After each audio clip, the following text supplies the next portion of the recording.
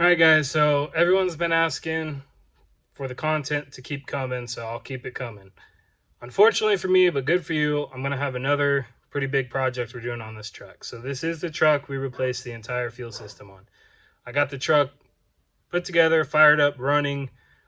We programmed in the trim codes, relearned a bunch of sensors, did all the things, test drove it. It's running great. Everything's great as far as the fuel system's concerned.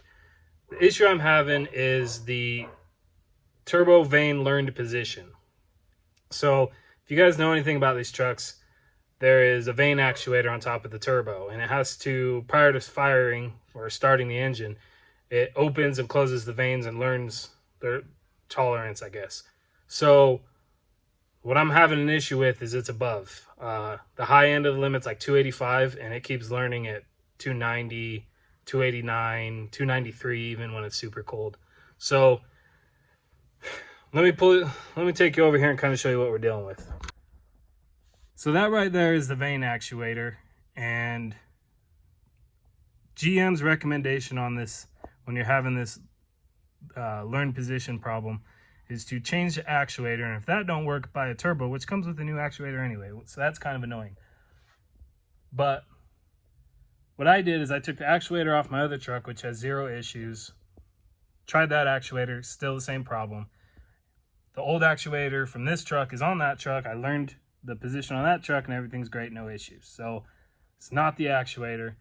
And what that leads, the next step in the process is replacing the turbo, because what they say is there can be wear or warping on the vanes or so much soot buildup, whatever, that it's out of its limits, its learned limits. So the learning limits, I believe, are like the low end's like 215 or 225 and the high end's like 285.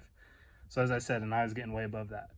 So in full transparency, guys, the scanner I've been using is the new Icon T8. I'll do a video about this guy at another time. Let's keep it short right now. I'll just tell you, I'm a fan. I like it. It's done everything I've needed to do. But just in case there was an issue with the scanner, because I know people have their doubts, I did take it to a buddy of mine, and he has the legit AC Delco GM module that hooks up. He has access to the GM dealer system, all the good legit stuff. I don't know all the fancy lingo. He hooked up, did a few system updates. There were some module updates it needed to do.